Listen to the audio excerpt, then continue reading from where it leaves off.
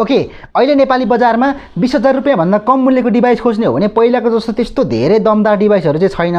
यसको पछाडिको मुख्य कारण भनेको चाहिँ अहिले पछिल्लो समयमा गएर स्मार्टफोनको मूल्य बढ्नु नै हो। अघिल्लो भिडियोमा मैले कुरा गर्दाखेरि Redmi Note 8, Realme 5, 5i, Honor 10 Lite जस्तो डिभाइसको बारेमा कुरा गरेको थिएँ, जुन भनेको चाहिँ यो प्राइस सेगमेन्टमा एकदमै दमदार डिभाइस थियो। तीमध्ये पछि गएर कुनै डिभाइसको प्राइस चाहिँ बढ्न गयो भने कुनै डिभाइस चाहिँ अहिले पाउन छोडिएको छ, यानि कि अहिले डिस्कन्टिन्यू भइसकेको छ। त्यसै कारण मैले अघि नै पनि भने आजको यो लिस्टमा चाहिँ त्यस्तो धेरै दमदार डिभाइसहरू चाहिँ छैन। तर जे होस्, बजारमा अहिले जति उपलब्ध छ तीमध्येबाट पनि मैले उत्कृष्ट 3वटा डिभाइसहरू चाहिँ लिएर आएको छु तपाईको लागि, जसले मैले पहिलो, दोस्रो र तेस्रो गरेर वर्गीकरण गरेको छु। प्रस्तुत छ नेपालमा पाइने 20,000 मुनिको उत्कृष्ट 3 स्मार्टफोनहरू। Number 3 Samsung Galaxy M11। हुन त यो डिभाइस त्यस्तो भ्यालु फर मनी डिभाइस त होइन, अन्तर्राष्ट्रिय बजारको तुलनामा नेपालमा अलिकति महँगो नै लन्च भएको हो। त्यही पनि यदि तपाईँ Samsung जस्तो ब्रान्डिङ चाहनुहुन्छ, बाँकी अरू चाइनिज डिभाइसहरू चाहिँ लिन चाहनुहुन्न भने चाहिँ पक्कै पनि Samsungको Galaxy M11 तपाईँको लागि एउटा उत्कृष्ट अप्सन हुनसक्छ। यो डिभाइसको मुख्य विशेषता भनेको त यसमा Snapdragon 450 भन्ने प्रोसेसर प्रयोग भएको छ। हुन त यो सेगमेन्टमा हेर्ने हो भने यो त्यस्तो दमदार त होइन, तर जे होस् बाँकी अरू ओप्पो, भिभो भन्दा चाहिँ यो डिभाइस भनेको राम्रो नै छ, राम्रो नै फिचर अफर गरिरहेको छ। प्राइस सेगमेन्ट हेर्दाखेरि यो डिभाइसमा 450 प्रोसेसर प्रयोग भएको छ, जसको पर्फर्मेन्स भनेको ठिकै नै हो, त्यस्तो धेरै दमदार त रहँदैन। तपाईँले गेमिङ चाहिँ गर्न सक्नुहुन्न, अथवा सक्नुहुन्न चाहिँ भन्न मिल्दैन, गेमिङ चाहिँ गर्न सक्नुहुन्छ, बेसिक गेमहरू गर्न सक्नुहुन्छ। हुन त PUBG पनि खेल्न चाहिँ सकिन्छ, तपाईँले ब्यालेन्स मिडियममा PUBGलाई पनि खेल्न सक्नुहुन्छ। तर जे होस् ओभरअल तपाईँ एकदमै दमदार डिभाइस चाहनुहुन्छ भने चाहिँ यो होइन, तर बाँकी अरू कुराले हेर्नुहुन्छ भने चाहिँ Samsung Galaxy M11 लाई पनि तपाईँले विचार गर्न सक्नुहुन्छ। यसमा चाहिँ पछाडि 3वटा क्यामेरा प्रयोग गरिएको छ, जसमा तपाईँले 13 मेगापिक्सलको मुख्य सेन्सर पाउन सक्नुहुन्छ अपर्चर f1.8 को साथमा, भने 5 मेगापिक्सलको चाहिँ तपाईँले अल्ट्रावाइड सेन्सर पाउन सक्नुहुन्छ अपर्चर f2.0 को साथमा, र अन्तिममा तेस्रो सेन्सर भनेको चाहिँ 2 मेगापिक्सलको डेप्थ सेन्सर हो, जसको अपर्चर f2.4 रहेको छ। यो प्राइस सेगमेन्टमा हेर्ने हो भने Galaxy M11 को क्यामेरा राम्रो छ। अगाडि चाहिँ 8 मेगापिक्सलको सेन्सर पाउन सक्नुहुन्छ पन्च होल भित्र, जसको पर्फर्मेन्स पनि राम्रो नै छ। यो डिभाइस प्लास्टिकले नै बनेको हो, तर हेर्दाखेरि त्यस्तो धेरै चिप जस्तो चाहिँ देखिँदैन, ठिकै देखिन्छ, हेर्दाखेरि पनि राम्रो नै देखिन्छ। पछाडि तपाईँले फिङ्गरप्रिन्ट स्क्यानर पाउन सक्नुहुन्छ। डिस्प्लेको कुरा गर्नु पर्दाखेरि यसमा 6.4 इन्चको एचडी डिस्प्ले पाउन सकिन्छ। यसमा प्रयोग भएको टेक्नोलोजी भनेको चाहिँ आइपिएस होइन, PLS TFT हो। तर जे होस् TFT डिस्प्ले भए पनि त्यस्तो नराम्रो चाहिँ छैन, छ्या भन्ने खालको चाहिँ छैन, जे होस् राम्रो नै छ। तपाईँले यसमा 5000 mAh को ब्याट्री पाउन सक्नुहुन्छ। ब्याट्रीको आकार मात्रै होइन कि पर्फर्मेन्स पनि राम्रो छ, जे होस् तपाईँले ब्याट्री इन्डोरेन्स राम्रै पाउन सक्नुहुन्छ। सारा दिन तपाईँको ब्याट्री टिक्छ, तपाईँले बिचबिचमा चार्जिङ गरिरहनु पर्ने समस्या चाहिँ हुँदैन। चार्जिङ टेक्नोलोजीको कुरा गर्नु पर्दाखेरि चाहिँ 15 वाटको फास्ट चार्जिङ सपोर्ट गर्छ, जसमा तपाईँले चार्जिङको लागि USB Type-C पोर्ट पाउन सक्नुहुन्छ। ओभरअल हेर्दाखेरि Galaxy M11 पनि राम्रो छ। 20,000 रुपैयाँ भन्दा कम मूल्यको डिभाइस खोज्ने हो भने त्यस्तो धेरै दमदार त होइन, तर जे होस् Samsungको ब्रान्डिङलाई हेरेर र केही हदसम्म यसको क्यामेरालाई हेरेर पनि तपाईँले यो डिभाइसलाई कन्सिडर गर्न सक्नुहुन्छ। Number 2 Realme C3। हुन त यो डिभाइस पनि त्यस्तो धेरै भ्यालु फर मनी डिभाइस त होइन, अन्तर्राष्ट्रिय बजारको तुलनामा हेर्दाखेरि नेपालमा अलिकति महँगो नै लन्च भएको हो। तर जे होस् नेपालमा प्रतिस्पर्धाले हेर्ने हो भने चाहिँ यो डिभाइस पनि उत्कृष्टमै पर्छ। 20,000 भन्दा कम मूल्य डिभाइसको कुरा गर्नु पर्दाखेरि यो डिभाइसको प्रमुख विशेषता भनेको चाहिँ यसमा Helio G70 भन्ने प्रोसेसर प्रयोग भएको छ, जुन भनेको चाहिँ विश्वकै पहिलो डिभाइस हो जसमा चाहिँ Helio G70 भन्ने प्रोसेसर प्रयोग भएको छ, जसको पर्फर्मेन्स भनेको यो प्राइस सेगमेन्टले हेर्ने हो भने राम्रो छ भन्नुपर्छ, एकदम राम्रो छ। जे होस् मैले अघि कुरा गरेको Galaxy M11 को तुलनामा चाहिँ यो डिभाइसको पर्फर्मेन्स एकदम राम्रो छ। गेमिङ सेन्ट्रिक प्रोसेसर प्रयोग भएको कारणले गर्दाखेरि गेमिङ पनि राम्रै गर्न सक्नुहुन्छ।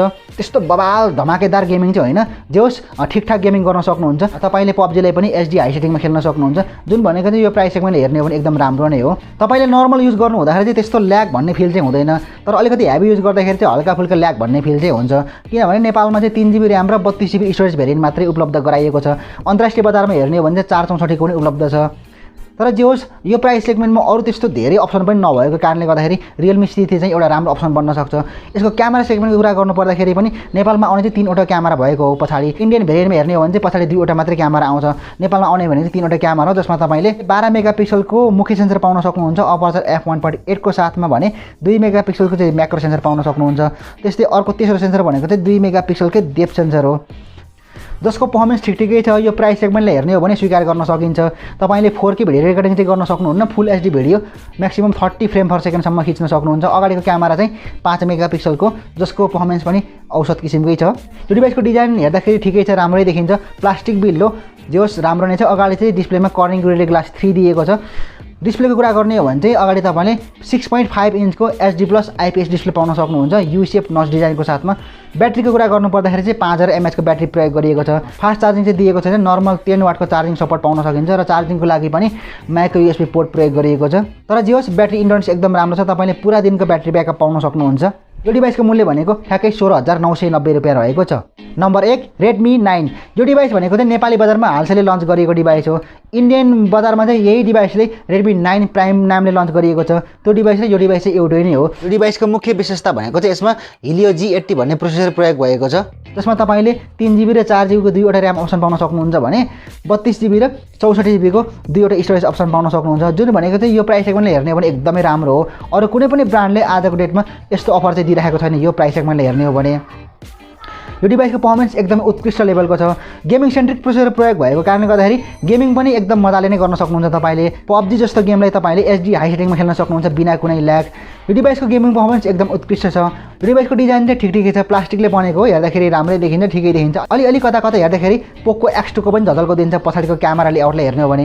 यो डिभाइसको क्यामेरा सेगमेन्टको कुरा गर्नुपर्दाखेरि यो डिभाइसमा पछाडि 4वटा क्यामेरा प्रयोग गरिएको छ भने 13 मेगापिक्सलको चाहिँ मुख्य सेन्सर रहेको छ अपर्चर f2.2 को साथमा भने 8 मेगापिक्सलको चाहिँ अल्ट्रा वाइड सेन्सर प्रयोग गरिएको छ अपर्चर f2.2 को साथमा भने अर्को 5 मेगापिक्सलको चाहिँ म्याक्रो सेन्सर प्रयोग गरिएको छ भने अन्तिममा चौथो सेन्सर भनेको चाहिँ 2 मेगापिक्सलको डेप्थ सेन्सर प्रयोग गरिएको छ, जसको पर्फर्मेन्स भनेको यो प्राइस सेगमेन्टमा ठिकठाक छ, राम्रो नै छ भन्नुपर्छ। तपाईँले 4K भिडियो रेकर्डिङ चाहिँ गर्न सक्नुहुन्न, फुल एचडी भिडियो रेकर्डिङ गर्न सक्नुहुन्छ 30 FPS सम्म, किनभने प्रोसेसर क्यापेबल छैन।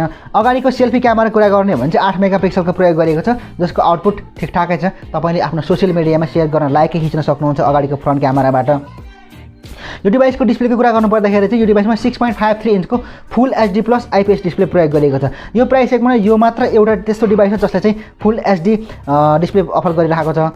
जोस् यो प्राइस सेगमेन्ट हेर्ने भने चाहिँ अरू कुनै पनि डिभाइस छैन जसमा चाहिँ फुल एचडी डिस्प्ले पाउन सकिन्छ। योभन्दा पहिला अघिल्लो भिडियोमा कुरा गर्दाखेरि मैले Redmi Note 8 को बारेमा कुरा गरेको थिएँ, जसमा फुल एचडी प्लस डिस्प्ले थियो, र अहिले आएर यो प्राइस सेगमेन्टमा चाहिँ यो एउटै मात्र डिभाइस हो जसमा तपाईँले फुल एचडी डिस्प्ले पाउन सक्नुहुन्छ।